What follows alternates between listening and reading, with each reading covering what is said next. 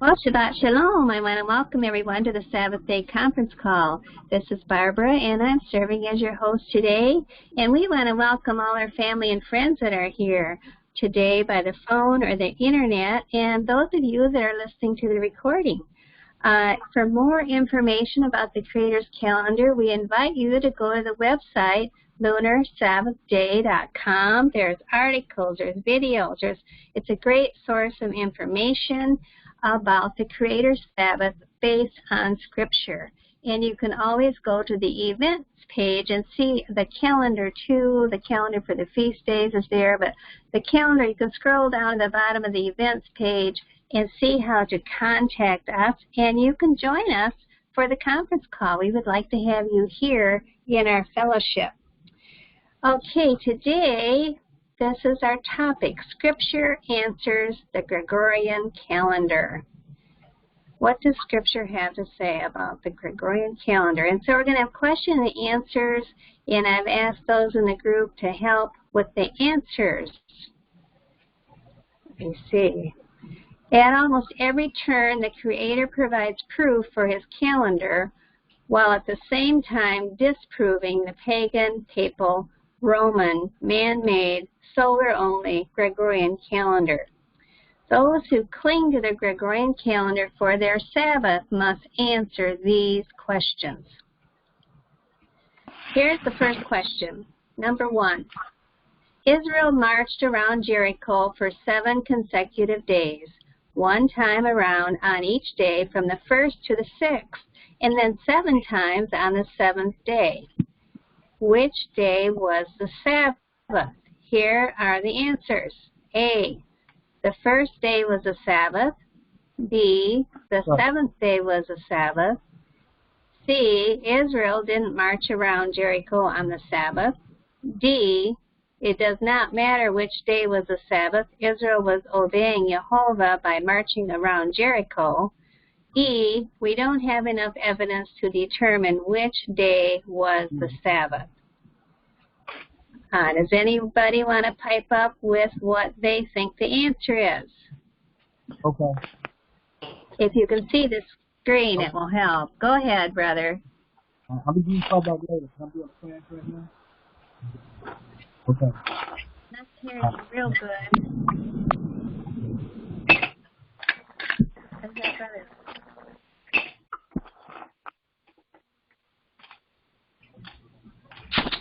Barbie, I don't see anything like that on the screen. Brother Pete, are you seeing the screen okay? Oh, I see the screen, A through E. Okay, right, A through E. So, Christy, something's wrong again with your computer. Okay, so the questions are, let's see, let's go back. Israel marched around Jericho 7 days, and the 7th day marched 7 times. So, and which day was the Sabbath? A, the first day was a Sabbath. B, the 7th day was a Sabbath. C, Israel didn't march around Jericho on the Sabbath. D, it does not matter which day was a Sabbath. Israel was obeying Jehovah by marching around Jericho. E, we don't have enough evidence to determine which day was the Sabbath. Somebody just take a guess. C. Okay, C. Okay, let's go forward.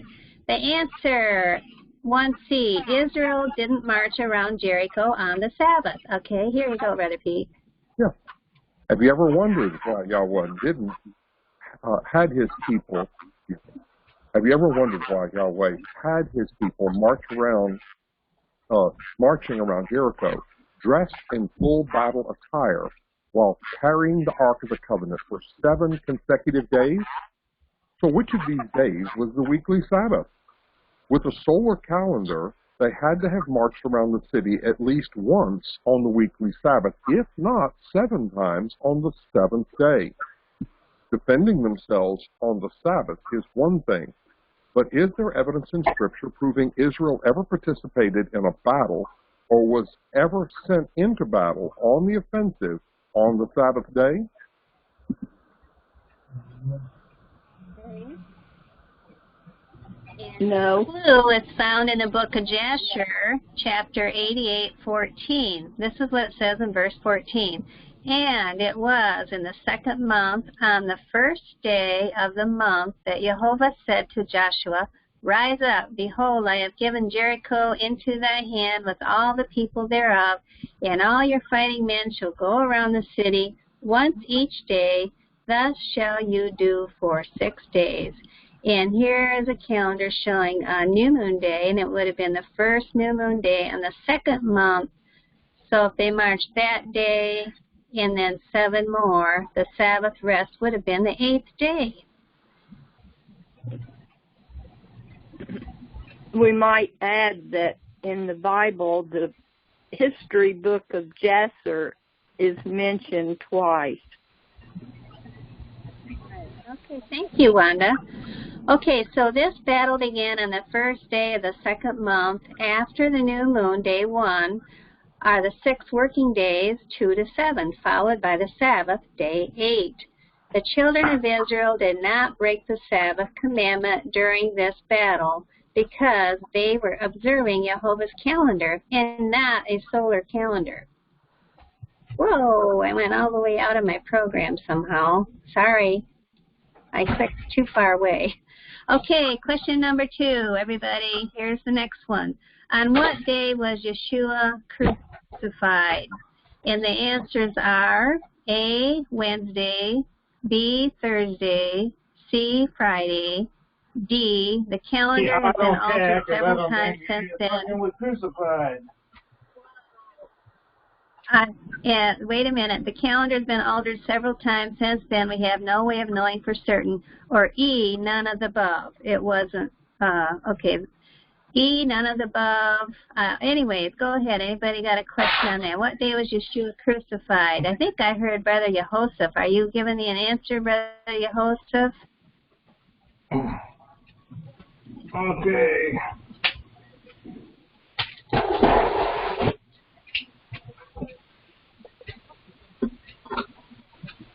Okay, does anybody else there want to answer? When was Yeshua crucified? On a Wednesday, Thursday, Friday? Calendar's been altered. That's D, or E, none of the above. None of the above on the 14th. None of the above. Okay, several said none of the above. Okay, correct. The correct answer is 2E, none of the above. So how does it have anything to do with calendar issue? You will find that in answering this question, a lot of other false theories about the calendar are uncovered and exposed for what they are, a fraudulent way for our adversary to interfere with our worship of the Creator and or gain worship for himself. Okay, Brother Pete. In order to have Yeshua. Oh, look at that. Thank you. I didn't even know I was getting entered in something. Okay, interference. Let me get down here. Sorry. Somebody needs to mute their mic. Go ahead, brother. In order to have Yeshua in the tomb for 3 days, 3 full days, and be resurrected on Sunday, some say that Passover must have been on a Wednesday. Others, by using the EZ Cosmos program, have found that the Abib, new moon, the year of his death, took place no later than Thursday, which means the crucifixion, that's Passover Abib 14, would have taken place on Wednesday. Both of these calendars look something like this calendar. There's a mount. I got some other pictures to mount. I'm trying to find this person that's talking about mountains. It's a very nice gift. Thank you. I'm trying to find the person that's talking. I can't. All right. Well. Sorry. Okay. All right. Thank you, Brother Pete. I don't know. I'm trying to mute. I can't see for sure who needs to mute their mic. All but right, if you're going to answer. A little tuna. Got it. Okay, maybe it was Burton. Okay, we'll try it now again. Okay. So the whole question was, what day was Yeshua crucified? And we're going to go forward. Brother Pete, would you read that answer again? Because I really was distracted. There's three parts Sure. to this answer anyway, and I'll have you read. Sure. This is what a live program sounds like, right? In order to have Yeshua in the tomb for 3 full days right. and to be resurrected on a, quote, Sunday, some say that Passover must have been on a, quote, Wednesday. Others, by using the EZ Cosmos program, have found that the Abib new moon, the year of his death, took place no later than Thursday, which means that the crucifixion, that is Passover Abib 14, would take place on a, quote, Wednesday. Both of these calendars look something like this calendar to the left. Okay. And we'll talk about this calendar in a second. Understand the weekend of the crucifixion in this matter creates a very critical problem. It is correctly said that Passover, Abib 14, was followed by the Sabbath, that is, Abib 15, the first day of unleavened bread. The problem is that this calendar forces the 17th of Abib to be a weekly Sabbath, after which would follow Resurrection Sunday, the 18th, as presented here. Now count backwards 7 days from the 17th. Do you know what the 10th day of Abib was for?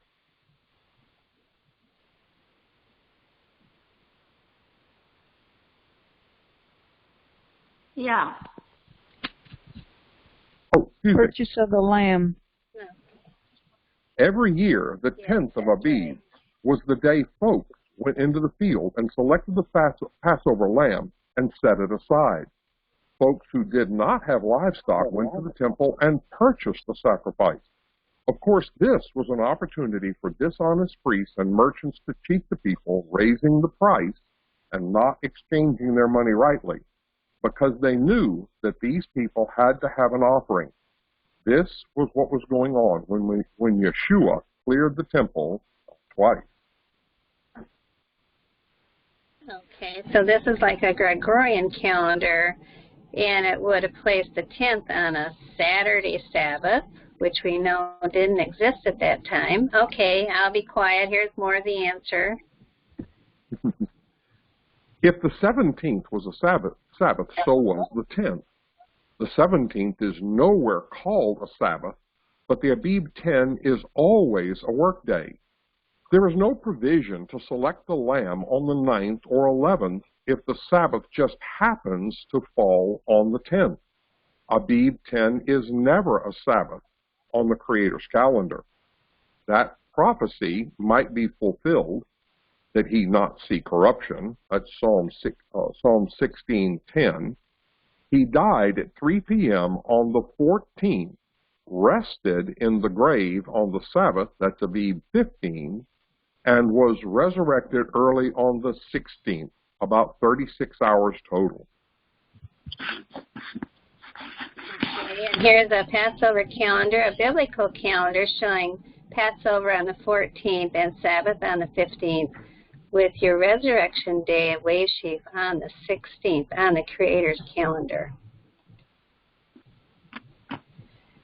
So that's a study. We've done a lot of studies on that, so I hope you go back and study that further. Go back to the website and look at it. So here's another one. Question number 3. The passage in Joshua 5:10-12 clearly indicates that the new barley was eaten on what day? And here's the verse, Joshua 5:10-12 in the King James. And the children of Israel encamped in Gilgal and kept the Passover on the 14th day of the month at even in the plains of Jericho. And they did eat of the old corn of the land on the morrow after the Passover, unleavened cakes, and parched corn in the selfsame day. And the manna ceased on the morrow after they had eaten of the old corn of the land, neither had the children of Israel manna any more. But they did eat of the fruit of the land of Canaan that year. So here's the question again. In the passage in Joshua 5:10 through 12, clearly indicates that the new barley was eaten on what day? Here's the multiple choice. A, when was the barley eaten? A, wave sheaf, the 16th of Abib. B, Sunday. C, Sabbath. D, Saturday. E, both A and B.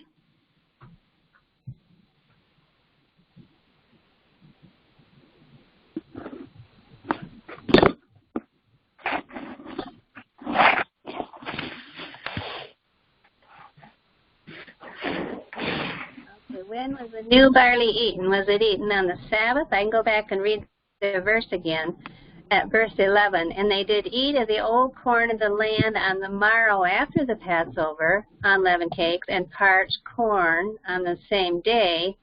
And then the manna ceased the next day, which would have been the 16th. And that's when they ate of the fruit of the land. I've kind of given the answer. So when did they eat the new barley? On what day?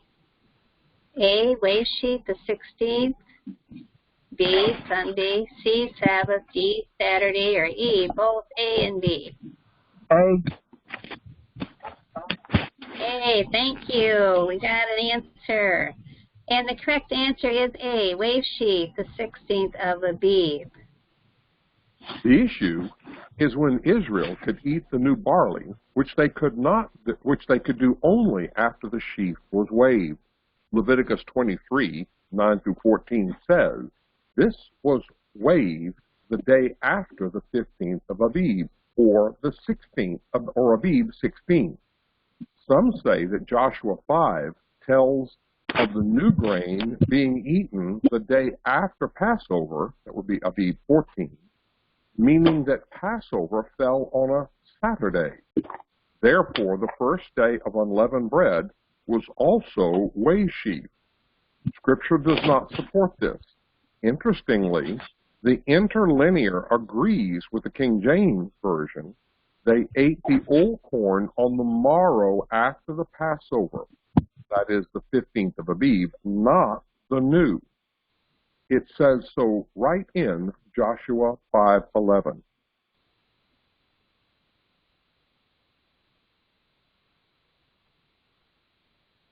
Okay, and that's the verse again, that they ate it the day after the, okay, and here's some more about it. Joshua 1:11 and Joshua 4:19. Yes. Joshua 1:11 tells us that 3 days before crossing the Jordan, Israel was commanded to prepare food. Joshua 4:19 says they crossed over on the 10th of Abib, meaning that they were preparing victuals on the 7th of Abib. If the 14th is a Sabbath, so is the 7th. Preparing food on the Sabbath is not permitted. The Sabbath is the 15th of every month in Yahweh's calendar. Okay, and I have the verses over here, Joshua 1:11, that said, pass through the host and command the people, saying, prepare your victuals, for within 3 days you shall pass over this Jordan and go in to possess the land which Jehovah your Elohim gives you to possess it. And Joshua 4:19, and the people came up out of the Jordan on the 10th day of the first month and encamped in Gilgal in the east border of Jericho. And that's what Brother Pete just discussed. Those verses in the Sabbath is the 15th of every month, not a 14th. And there it will show the Passover calendar again as Passover on the 14th on the Creator's Sabbath, the 15th being a Sabbath, which makes all of them Sabbaths, the 8, 15, 22, 29. Okay, and there's only 5 questions here, so we're nearing the end. Question number 4. Read the passage in Acts 20:5 through 7. And I guess I'll read that in a minute. 5 days after the days of unleavened bread, Paul arrived at Troas, and there stayed 7 days, leaving on the morrow after the first day of the week. On what day of the week was Passover observed? And here's the verse Acts 25 through 7. These going before tarried for us at Troy. And we sailed away from Philippi after the days of unleavened bread, and came unto them to Troy in 5 days, where we abode 7 days. And upon the first day of the week, when the disciples came together to break bread, Paul preached unto them, ready to depart on the morrow, and continued his speech until midnight. Okay, back to the question. So with all this journey, what day of the week was Passover observed? A, here's your multiple choice. A, the 4th day of the week. B, the 6th day of the week. C, a Wednesday. D, a Friday. E, both A and C. Or F, both B and D. When was Passover observed? Anybody that can see the screen, it'd be easier to get your answer.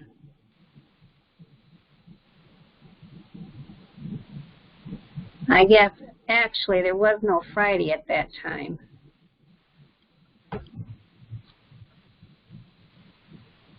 Anybody want to be brave?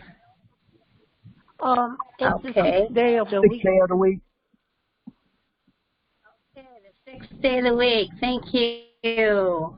Okay, the answer is for 4 is B. That's right, the 6th day of the week.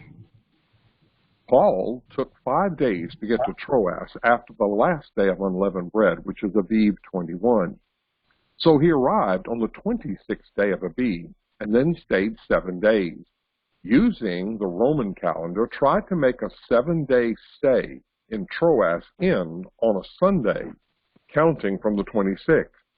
Some say that the festival of Sabbath can fall on any day of the week. However, there is no commanded intermissions or rest days during the week-long feast. The days between are common or work days. For instance, if the 26th of Aviv was on a Monday, then staying 7 days would permit a Sunday meeting. However, that would place the 15th and the 22nd on a Thursday, forcing a Sabbath on the 17th of Aviv, which is nowhere in Scripture called a Sabbath. And if the 17th of Aviv is a Saturday, is a Sabbath, so is the 10th. Okay, and I have a little calendar over here showing if the 15th would have been on a Thursday on a Gregorian calendar. Okay, we now actually have a Roman calendar up here. At the time of Yeshua, there was no Thursday, Friday, and Saturday, so it's kind of confusing, but these are the answer. People that maybe are in the church or in the groups you're trying to explain things to, they might have these questions, but these are some of the answers that you can show them, that it had to be on a biblical calendar. Passover had to be on the 14th to permit that meeting to be on the first day of the week. So only using the timetable set apart at creation will one himself, or keep one from himself from these snares. So because Isaiah 28:12 through 13 says, to whom he said, this is the rest wherewith ye may cause the weary to rest, and this is the refreshing, yet they would not hear. But the word of Jehovah was unto them, precept upon precept, precept upon precept, line upon line, line upon line, here a little and there a little, that they might go and fall backward and be broken and snared and taken. So we use the Creator's timetable so that we're not set up for these snares. And the beast power thought to change times and laws, and now all the world wanders after the beast, because it says in Daniel 9:25, he will speak, 7:25, I knew that was wrong, Daniel 7:25, he will speak against the Most High and oppress his holy people and try to change the set times and the laws. The holy people will be delivered into his hands for a time, times, and half a time. And then Revelation 13:3, and I saw one of his heads as it were wounded to death, and his deadly wound was healed, and all the world wandered after the beast. So this was just a little question and answer time that we had with our fellowship group here. And maybe you want to scroll back and look at some of the answers, the scripture answers, all the questions that you might have about the Gregorian calendar. So I want to thank everybody that answered and followed along, and thank you, Brother Pete, for reading. And please stand by for discussion.